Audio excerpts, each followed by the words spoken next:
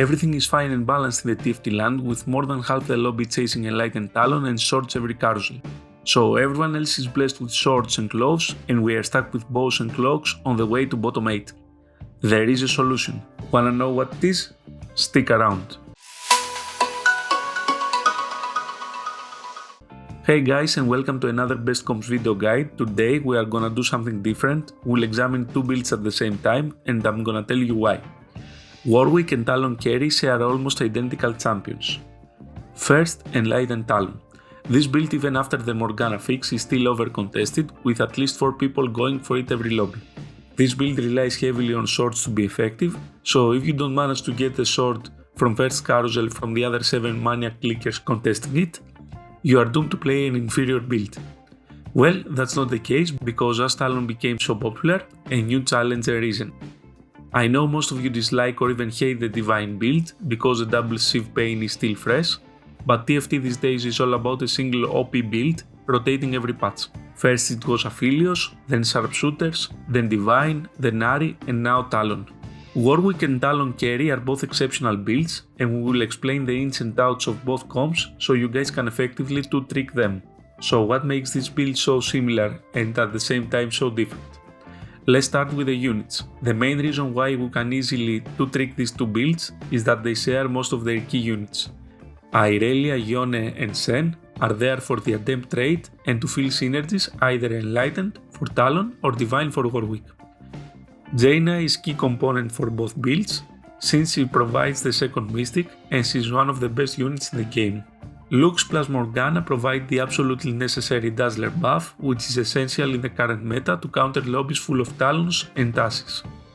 The only units that differ in these two builds are our carries, Talon and Warwick, and their adjustment units, aka Pike for Talon to activate the Assassin trait, and Junks or Lee Sin to activate the Divine. Also, both builds make good use of Morello and Morgana. Even after the fix, Morgana is a great unit that does exactly what she's supposed to. Put Dazzler and Morello to everyone. Lastly, both builds work the same way, meaning they stall the fight with Dazzle, Adept, Lux and Yone SSM, while Morello drops everyone and either Talon or Warwick finish off enemies one by one. Okay, now that we got the similarities out of the way, let's talk about the differences. What makes these builds unique is the way their carries work. In the first case, Talon jumps to the back line and picks enemies one by one. As you can see in the recommended items, Talon does not essentially need a QSS. That's because all the other units provide the crowd control, so he can jump from one opponent to the next without getting stuck. All we have to do is place him against the target that he can kill in his first 2 autos plus the first ulti. Remember, there are many dominating builds right now, like Elderwood Ash, Brawler Hunters and Sharpshooters, that want their whole board clamped in a corner. You don't want to try to target that corner Ash, since in most cases you will get stuck on a clamped Nunu or Warwick.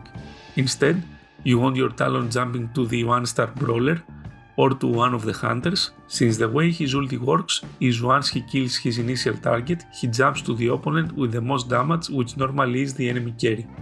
On the other hand, Warwick works completely different. With the buff to Runan's Hurricane and the Hunter passive, once he ascends, he gets to kill backline targets with 100% Runan's and Hunter true damage shots, and at the same time he chain fears the front line.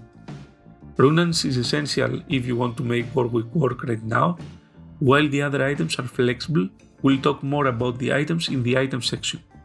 Lastly, before we get to the early game analysis, remember that our level 8 boards for both comps require 3 things: Adept, Dazzler, and either 4 Enlightened or 4 Divine. Remember, 6 Enlightened is a bait, you don't actually need it, since either way, Talon will have to auto twice before he ultis his initial target. Also for Warwick, 6 Divine isn't needed, since in order to get it, you will have to drop any of the above vital synergies. Now let's talk about the early game.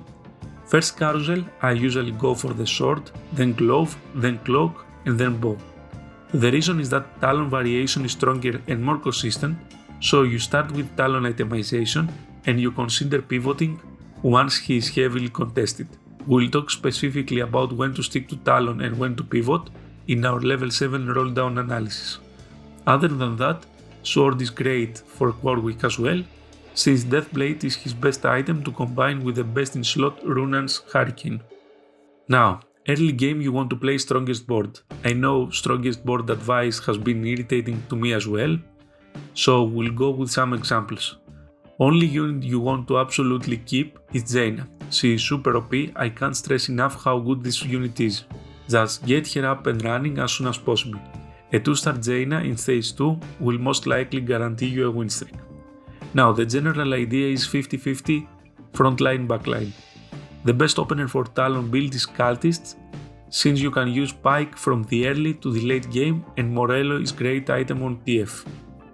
Other great option is Warlord Start with Nidalee carrying the Talon items, and Moonlight is also acceptable with Diana as the item carrier. Now, before we go to chosen options, I would like to refer to Kindred. Kindred is the best unit to slam in the early game. She does so much damage even without items, she utilizes both AD and SP items, and she can carry the damage easily until the level 7 roll down. Now, which early chosens to use? In general, you want to grab your chosen as soon as possible and work around him in the early game. Some good options are Garen, Nidalee and Tompkins, but I want to refer to a couple no-brainer chosens that you should instantly slam and maybe keep until the end of the game. Assassin Pike is probably the best chosen you can come across. Why? Because he enables the strongest variation of Enlightened Talon, which is the 4 Assassins variant. So if you are lucky enough to get him early, slam him and commit to the Talon variation. Jaina, either Mystic or Enlightened, is great, with Mystic being superior, and I tend to keep her until the end of the game in both builds. You can also keep Divine Jax chosen, but I would probably sell him before the level 7 roll down for a better alternative. Mid game. Since most of our roster is 4 cost and both the Adept and the Enlightened units are super contested, you want to be leveling aggressively. So level to 6 on 3-1 or 3-2 depending if you protect the win streak or not, and sell your chosen unless it's one of the no-brainer keeper ones before Wolves so that you can level to 7 on 4-1 and roll down. This roll down is the most important part of its game, so let's explain what to look for. First, there are many guys telling you to level to 7 on 4-1 if you win streak or 4-2 if you don't. I don't recommend that, just because right now most players will roll down on 4-1, and if you decide to postpone it for 4-2, you might be left with no copies of your vital 4 cost units. There are others claiming that if you're strong on 4-1, you should postpone the roll down, level to 8 and then roll. That's not optimal in set 4, since level 7 is where most builds get to their biggest power spike, so you might end up bleeding in stage 4, losing vital HP and never be able to recover in the late game.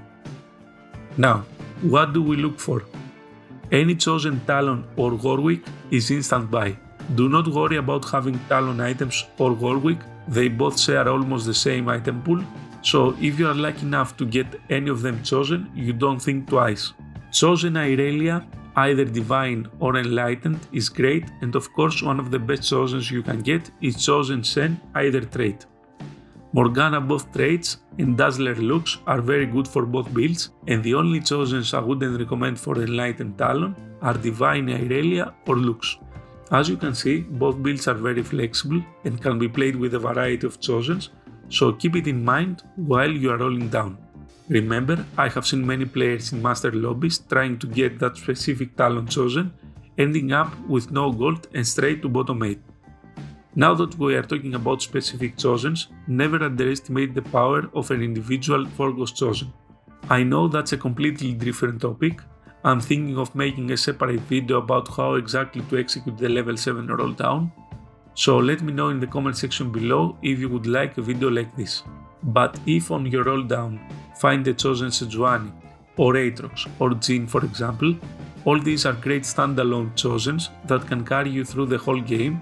Of course they are not optimal and they won't probably net you a first place, but they will keep you stable through stage 4 and give you time to decide how you can treat your late game accordingly. Anyway, that's a suggestion for another video. Late game. After stage 4-1, and the main roll down, you should have committed to one of these builds, and the following conditions should be met in order to be stable. At least 2 Adept, 2 Dazzler and either 4 Enlightened or 4 Divine for each build. From this point on, you want to Econ and really pay attention to positioning while finishing your last pairs. You don't roll at stage 4 unless you are super weak, and on stage 5-1, you roll to 8 and roll down to finish your board. Items. Let's talk items. Usually, it's the items that define which of the 2 builds you decide to commit. Of course, you got to hit your carries, but after level 7 roll down, you should have a good idea what your endgame comp will be. I wouldn't advise going for Talon unless you have an infinity edge. I can't stress out how important this item is for Enlightened Talon. For Warwick, you do need Runaan's, so the shot the back, fear the front trick works. So it's clear that items will dictate what build you end up using. If you get a bunch of swords, go for Talon. If you get cloaks and bows, go for Warwick. What you need to understand is that if your Talon gets stuck on a beefy opponent and he doesn't kill him with his ulti, then the enemy carry will have at least 8 seconds to tear your front line apart and swap to Talon, probably killing him before he gets to jump. Infinity Edge ensures you will crit with every jump, making your ulti much more consistent. After IE, he needs something for sustain. Hand of Justice and Bloodthirst are both good options. And here comes the question about the third item. Do we need a defensive or an offensive item? The answer is simple. Are you great at positioning your Talon every battle? Can you avoid him getting stuck on a tanky champion? Go for a third DPS item, Giant Slayer or Last Whisper will do. If not, if you are not sure how exactly to position, go for Guardian Angel. GA is much more forgiving to mistakes, and I personally prefer GA over a third DPS item every game. Other great options are Rapid Fire Cannon. This item keeps Talon relatively safe, making his positioning much easier since he can just be put in the middle. To be honest, this strategy works great on lower elos, but you should scout every turn for beefy front lines placed on the back and avoid them. QSS works very good as well. It was recently nerfed to 10 seconds, and the reason GA is preferable is because that's a stall comp, so QSS is a bit less valuable. Still, it's one of the best options if you are against sharpshooters that can stunlock you indefinitely. For Warwick, as we already said, Runaan's is a must. We want him to kill the back line while fearing the front line. If he gets ground control, it's a straight lose most of the time. That's why his optimal defensive item is a QSS. I know I said it's a stall comp, but if after 10 seconds in the fight and during his accession, Warwick doesn't kill most of the back line, he won't do it after. For third item, Deathblade has great synergy with Runaan's, but IE is excellent as well, especially if you slammed it early game.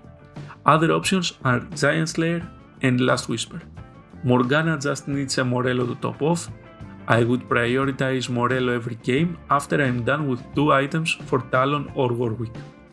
Other than that, tank items go to Shen, AP items go to Yon, and mana items go to Morgana. So to sum up, you don't have to Russian roulette every game trying to force Enlightened Talon. If you are over contested or you can't hit the swords, Warwick is a very easy pivot. Both builds share same units, so it's really easy and effective to 2-trick them. Talon and Warwick carries work completely different, but the general idea for both builds is stall the fight while Morello drops everyone and Talon or Warwick finish off by picking enemies one by one. Items dictate the build you choose, so if you get a bunch of swords, go Talon, whereas if you get bows and cloaks, go Warwick. Generally, Talon build is superior right now, but contrary to popular belief, Warwick Carry counters Talon. Morello is the only must-build item for both comps. Other than that, the itemization is pretty flexible, with IE being super strong for Talon and QSS being almost necessary for Warwick. Talon comp is super contested right now, but Warwick isn't, so if you low roll or can't get the right items, go for Big Bad Wolf and let others hold hands on Talon units. Are you a 2-trick type of guy? Share your experience and knowledge with us in the comment section below, helping others excel in these comps. As always, your insight is what makes me and my audience better. If you like this video, take a second, subscribe, like and hit the notification bell and I will see you all in the next one. Now get out there and farm some LP bouncing between these two awesome builds.